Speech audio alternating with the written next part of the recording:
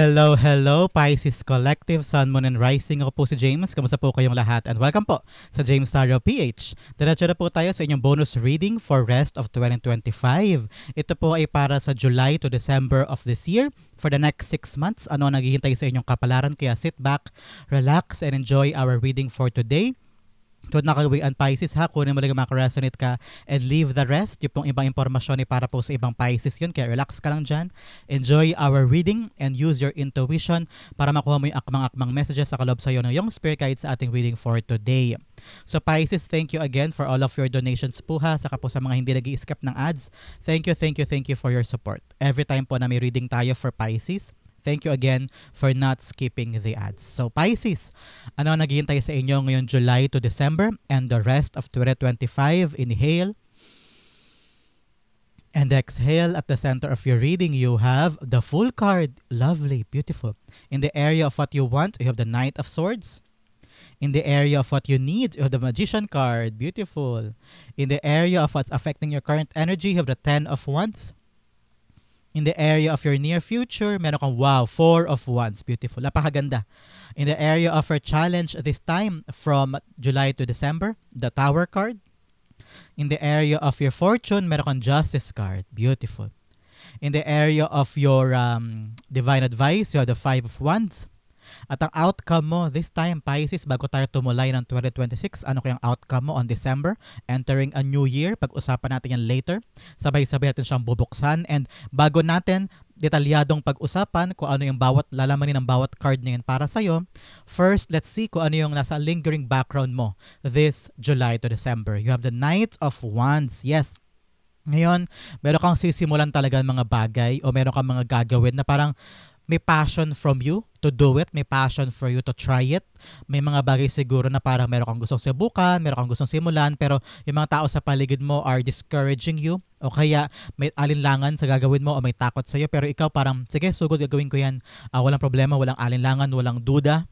Parang what you want, you're trying to do it with so much passion, with so much love, with so much enthusiasm. Naniniwala ka mismo, ikaw, meron kang extreme believability na magagawa mo tong bagay na ito. At malaking bagay yon in your part, especially sa pagtulay mo from July to December na parang lahat ng dumating sa'yo, kakayanin mong siyang lagpasan, kakayanin mo siyang gawin. Mapagkatagumpayan mo yung challenge. Kung meron mang ibibigay sa iyo na task or responsibility, kakayanin mo, gagawin mo, hindi mo susukuan. Hindi ka mag-fail, hindi ka rin lalaylay yung effort mo at saka energy mo, kakayanin mo to because alam mo kung gaano ka-importante itong ibinigay sa iyo o kaya naiatang sa iyo na responsibility, and you will do it with all of your might, with all of your passion and skills. Nakita ko dito na parang walang makakapigil kay Pisces this time from July to December, especially sa mga bagay na gusto mong simulan o gusto mong gawin this time around. So congratulations Pisces, napakaganda ng yung background energy when it comes sa mga bagay na gusto mong abutin this rest of 2025. So go lang with passion, with love, with dedication at magagawa mo yan. So pag-usapan natin ang yung spread, ilan ang yung major arcana? You only have 1, 2, 3, and 4 major arcana in your life. Namely, the Magician card, the Fool card, the Justice card, and the Tower card. Nakita ko dito Pisces, the brand new beginning. Meron ka daw gagawin at sisimulan na talagang a-actionan mo at ilalaan mo lahat ng effort and time mo. Ito daw ay talagang nakalaan for you. Naka-destined itong mangyari in your part. This is something na parang before you let things happen, before parang feeling mo dapat ako naman, sana ako naman, yes, this is the right time for you. Ikaw naman ang magwawagi this time. Ikaw naman ang gagawa, ikaw naman ang parang nasa spotlight. Everything na pinagkait sa iyo ay mapupunta this time in your favor. So kung ano man yung mga pagbabago na kailangan maganap in order for you to achieve this brand new thing na hinahangad mo at nilalaban mo, ay yakapin mo lang daw because that will lead you to a better life. Parang talagang time for leveling up. Time naman para sa'yo. Time naman na ikaw naman this time ang umabante o ang umangat. Okay? So napakagandang initial reading for you by your major arcanas here. Telling you na yan yung mga may malalaking epekto sa buhay mo. Pag-aksyon sa mga bagong simula, huwag matakot mag-try ng something new, and then everything will fall into place at yung mga pagbabagong yan ay talagang deserve mo makuha. Okay? Especially dahil naging matapang ka, naging masigasig ka at pinaglaban mo yung mga bagay na gusto mo. Wow. So that is the initial message for you. So basahin na natin kada card in a very detailed mode para sa'yo. At the center, in your core, you have the full card. Yes, full card, parang sabi niya, this time ready ka na. This time, gawin mo na. Parang simulan mo na yung mga bagay na gusto mong gawin ito mga nakaraang buwan, nakaraang taon na parang sinasabi mo sa sarili mo na kailan ba yung right timing, ready na ba ako, may enough na ba akong pera, may enough na ba akong skills, okay na ba yung napag-aralan ko, ready na ba akong pumunta doon, ganyan-ganyan. So parang ang tagal mong dinelay mismo yung mga bagay na hinihintay mo, yung mga bagay na gusto mong gawin. Ngayon, with the full card here, telling you na yes, nandyan na, maaabot mo na, pwede mo nang simulan. Sabi ni Spirit Guides, huwag ka daw matakot humakbang, huwag ka daw matakot gawin yung mga bagay na never mo pa nagagawa o yung mga unfamiliar para sa'yo because dyan daw lalabas yung growth na hinahangad mo for your life. Walang pag-andar, walang pag-abante kung nananatili ka lang sa comfort zone mo. Now is the right time for you to really charge forward, nag-take a leap of faith ka na, subukan mo na, sumugal ka na sa mga bagay na to at ilaban mo yan because ramdam ko yung sigasig mo dito and dedication to achieve something in your life, okay? The full cards being clarified by the Six of Wands. Yes, wow. Success ang makukuha mo dito. Victory is in your hands, Pisces. Basta gawin mo lang talaga ngayon, humakbang ka. Malalaman mo naman yung initial hakbang mo. You will never know kung hindi ka handa kapag humakbang ka na. Okay? Doon mo mararamdaman na, okay, kaya ko pala to. Initial step, initial hakbang, kakayanin ko. And then sunod-sunod na yan. At may kita ko dito yung victory na inaasa mo. It will be yours. Basta dire-diretso ka at huwag kang hihinto at huwag kang panghinaan ng loob. Do it with so much passion, with so much love, and motivation, and you will achieve this. Syempre sa umpisa, marami kang kailangang asikasuhin, marami kang kailangang intindihin, marami kang kailangang aralin, pero dahil buo naman sa loob mo na pag humakbang ako, for sure marami kang adjustment na kailangang atupagin, di ba? At parte yan ng pag-risk sa isang bagay o paggawa at pag-try ng mga something na bago sa buhay mo. And nakita ko naman dito, victory is yours. With enough hard work, with enough research, with enough dedication, guaranteed ang success in your part. Time for victory ito for you, Pisces. Congratulations. In the area of what you want, you have the Knight of Swords. Knight of Swords, ikaw talaga gusto mo nang sumugod. Kambal siya, Knight of Swords and Knight of Wands. Yung passion with a quick movement mula sa'yo na parang, yes, gusto ko ito makuha. Gusto ko ito makamit. Meron kang hinihintay na parang atat na atat ka nang makuha o atat na atat ka nang makamit. Parang this time around, hindi ka na talaga papapigil. There are moments na parang ayaw mo ng pag-isipan, gusto mo na agad matapos, gusto mo na agad mangyari, gusto mo na agad makamit, ganyan. So, there's this dedication in your part na parang, okay, laban, so good. I don't know why, pero there are things also in your part na parang pinapuwersa mo na yung bagay just to make it happen or just to have a solid na pangahawakan. Yan. Ngayon, parang kaakibat din kasi ng action, parang you just want to have a mapangahawakan na resulta. Parang, okay, sige, yan po ang gagawin ko. Yan ang mangyayari. Okay, kakayanin ko yan. Gusto mo agad makakuha ng resulta. Gusto mo agad malaman na. Ganyan. Because ayaw mo rin magsayang ng oras, ayaw mo rin magsayang ng pagod at atensyon and laway din at saka ng effort. Kaya ngayon parang yung susugurin mo, yung lalabanan mo, gusto mo agad makuha. Merong agad initial na parang assurance. In your part na parang ito bang ilalaban ko, ito bang passion ko, kailangan may panghahawakan ako dito in order for me to really continue this. Kasi nasa puso't isip mo din yung ayaw mo ng delusion ayaw mo rin naman ng masyado kang nagiging grandeur sa ginagawa mo because you still want things based on reality. Ito ba yung totoo? Ito ba yung panghahawakan ko? Ito ba yung ilalaban ko? Ito ba yung lalabanan ko? Ito ba yung gusto ko makamit? So ngayon, yun yung ginusto mo you're forcing things to come up right away because nakikita ko dito na kung meron man dapat asikasuhin o meron mga maling landas akong pupuntahan, kailangan malaman ko na ngayon para alam ko yung gagawin ko moving forward. Malakas sa'yo yung puksaan moment, parang puksaan, kaya ko tong gawin, kaya ko tong labanan, kaya ko tong gawin. Kaya ngayon, medyo may mga bagay kang minamadali. Parang pag binigay sa'yo, gagawin mo agad. Pag meron kang narinig na dapat busisiin, binusisi mo na. Kapag meron kailangang i-rectify o kailangang pabubuin mo agad, wala kang sinasayang na panahon. Yan. With the Knight of Swords, wala kang sinasayang na oras. Congratulations, Pisces. The Knight of Swords being clarified by the Magician card. Yes, tinan mo, dalawang beses lumabas sa Magician card. Sa amin talaga dito, you're taking action. You're taking action. Lahat ginagawa mo in your own hands. Nabusisi mo to. Pinanghawakan mo to, especially from July to December. You're gonna be very, very busy. Nakita ko dito na parang lahat gagawin mo at wala kang sasayangin na oras with these two cards. Sino mo naman sila? You have the enormous ability. You have the talent, the skills, the knowledge din, at saka preparation para habulin ito. At ito ginagawa mo ng mabilisan ha. Wala kang sinasayang na oras, paspasan, kung ano ihatid, ibigay sa'yo, hindi mo siya pinagkapabukas, hindi ka nag-procrastinate, lahat gagawin mo in order for you to achieve what you want this time, especially this July to December. But in the area of what you need, sabi ng Spirit Guides, what you need is to trust your instinct. Trust your ability. Kung ano man yung minanifest mo, talaga madadala mo yan sa lupa, may enjoy mo, magagawa mo. Ngayon, parang sabi ni Spirit Guides, huwag mo daw pagdudahan yung kakayanan mo, huwag mong pagdudahan yung gagawin mo, yung sasabihin mo, yung rebuttal mo, yung kung paano mo i-defend yung isang bagay. Huwag mo daw pagdudahan yung initial thought mo o yung mismong paraan mo. Ngayon, sabi ni Spirit Guides, nasa iyo naman ang lahat eh. Nasa iyo ang lahat para baguhin yung kapalaran mo, para gawin yung mga bagay na matagal mo lang gustong gawin. Kaya sumugod ka na, use your skills in its full potential. Lahat ng pinag-aralan mo, lahat ng experience mo, ilatag mo dito para magtagumpay ka. And then naman sa bagong simula mo, your victory is lingering in your background. Ibig sabihin, kaya mo tong lusutan, kaya mo tong pagtrabahuhan, kaya mo tong gawin. Smooth sailing to sa ilang portion. Pero initially, talagang kailangan mo siyang gugulan ng maraming oras. Every power, kailangan mo ilaan, every strength, every ability. Pero kalagitnaan niya, nakita ko dire-diretso na yan because nakita ko swak na swak for you ang mga bagay na gagawin mo this time. The Magician cards being clarified by the Seven of Pentacles. Yes, ito yung mga bagay na gusto mong buuin, mga bagay na hinihintay mo, you're waiting for something, ine-evaluate mo, kaya ko ba yan? Parang ang nakita ko dito, tinatansya mo eh. Tinatansya mo kung kakayanin ko ba to, magagawa ko ba yan, magkano pera ang kailangan ko ilan dyan, saan ko yan lalakarin, iniisip mo kung doable ba yan, attainable, ganyan. So, merong pagkatansya in your part. No? So, ngayon sabi ni Spirit Guides, para magawa mo siya in full potential mo, sabi ni Spirit Guides, kailangan mo daw aralin. Kailangan mo daw ilaan din yung oras mo sa pagbusisi ng mga yan. May hinihintay ka daw maayos eh. So for sure, this time, sabi ni Spirit Guides, the change in the outcome na inaasahan mo, sa'yo daw manggagaling. Ito'y depende sa iyong pagsugod, sa iyong paglaban dito.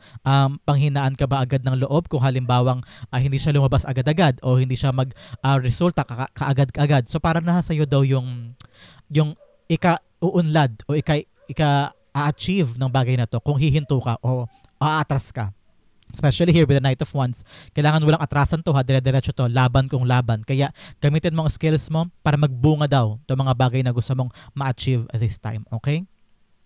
In the area of what's affecting your current energy, you have the Ten of Wands. Yes, pagod na pagod ka na sa mga bagay na ginawa mo nakaraan. Parang na-feel ko, sabi mo, enough is enough. I don't want this anymore. Pagod na ako, ayoko na. Feeling mo you wasted a lot of time, a lot of money. Kaya ngayon may minamadali ka. Ngayon parang hinahabol mo yung oras, hinahabol mo yung kapalaran because ayaw mo na magsayang ng oras. Ayaw mo na maulit yung parang pinaikot-ikot-ikot ka sa past job o binola-bola ka kaya parang nasayang yung oras mo at pag-ibig mo sa taong yun. If it's a love aspect for you. But for some, na-realize mo na time is moving and you can't waste something at maghirap ka sa isang bagay na walang patutunguhan. Ngayon, handa ka na sumubok ng bago, handa ka na to try something new, entering a new life, entering a new business, or a new job na parang feeling mo, this time around, eto na yon para sa akin, eto na yon. Kaya ngayon, ramdam mo yung victory because na-feel mo naman yan. Ikaw magsimula ka ulit ng bagong trabaho, bagong buhay, bagong passion. Alam mo na sapat yan for you at kung swak ka dyan. Because bigla kami na-realize dito sa pinaghirapan mo before. Whether or not na-realize mo na mali pala yung effort na nilalaan mo, mali pala yung pag-sakripisyo mo para doon. You given your all pero walang balik, hindi ka pinahalagahan, hindi mo nakuha yung resultang hinangad mo. Kaya ngayon, handa ka nang tumulay, handa ka nang mag-try ng bago from your life this July to December. Thus, the 10 of Wands being clarified by the Wheel of Fortune. Yes, gusto mo na magbago yung kapalaran mo. Gusto mo nang mag-change yung faith. You want to have a different outcome from the things na nangyari sa'yo in the past. Parang tama na, sobra na pagod ka na. Gusto mo na magbago ang lahat sa'yo.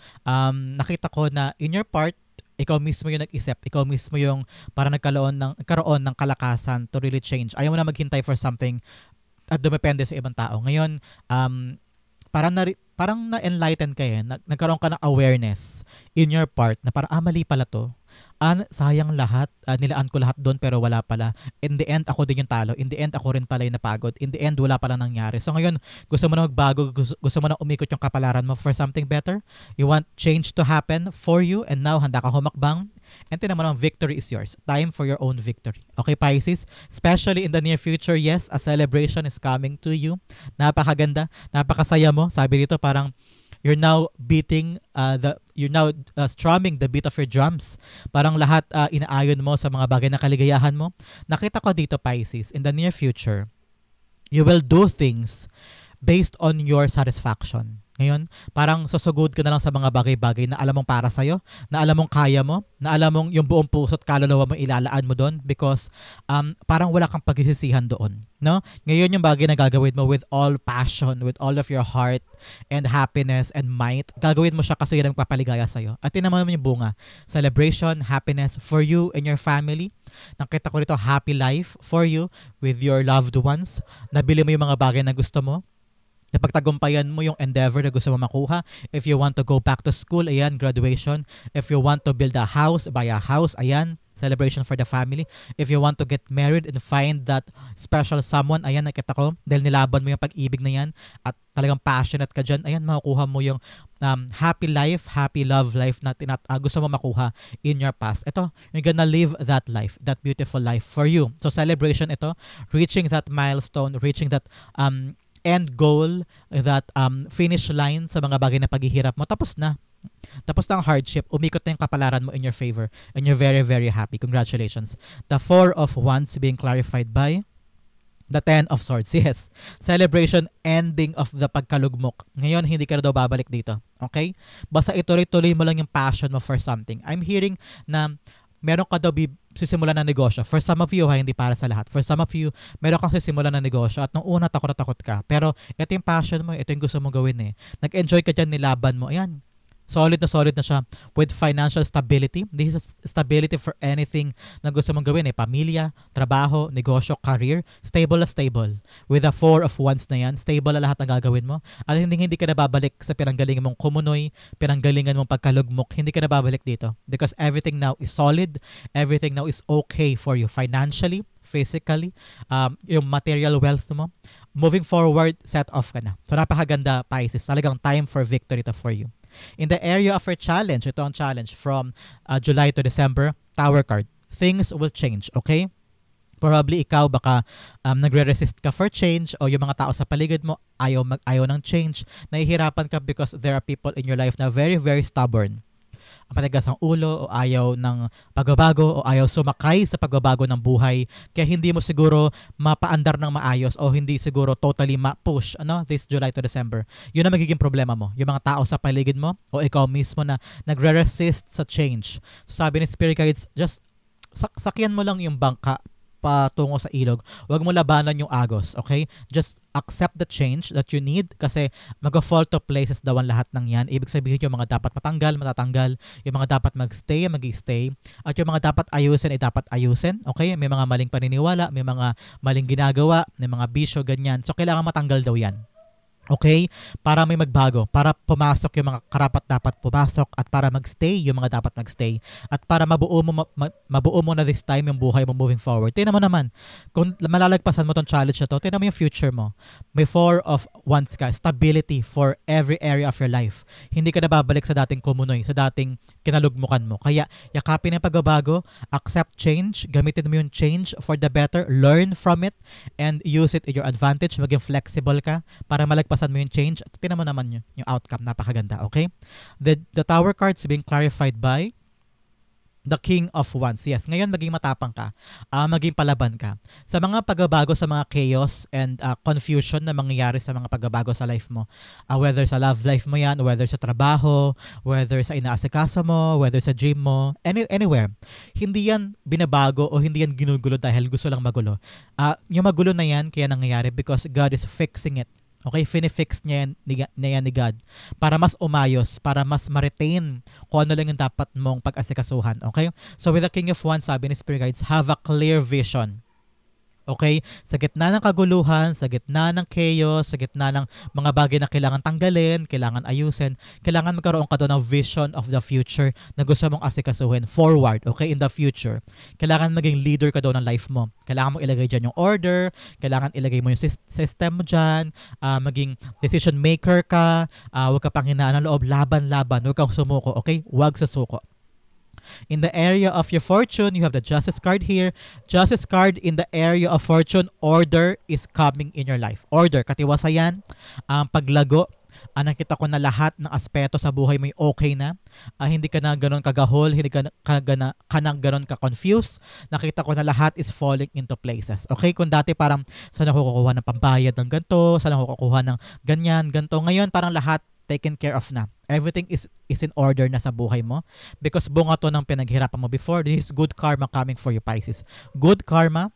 Lahat ng sinakripisyo mo in the past, lahat ng mga panghinayang, lahat ng mga injustices o mga kawalan ng hustisya before sa'yo na parang pinagkait ngayon, magkakaroon na ng linaw. Ngayon parang ikaw naman talaga, ikaw na. Ikaw naman ngayon ang babangon, ikaw na ngayon ang magsasucceed, ikaw naman ngayon ang kikilos para sa future mo and you will get the balance and order sa buhay mo this time. Congratulations. The Justice cards being clarified by the Chariot card, yes. May pag-abante, may paglago, may charging forward, meron na magsisimula, meron ng paglago, meron ka na nakikitang liwanag na parang dati, stagnant, dati parang ano gagawin ko, ganyan-ganyan. Ngayon, parang everything is running smoothly. Kasi nga nasa order na, parang matiwasay na, hindi na masyadong cluttered, hindi na masyadong magulo. Ngayon, nakasistema na, alam mo na yung sunod-sunod, in order na nga ang lahat and everything is going smoothly sa buhay mo. Congratulations, Pisces. Kung meron ka mang balak simulan ngayon na pagkakataon for you to do that, with enough passion, kakayanin mo to, okay?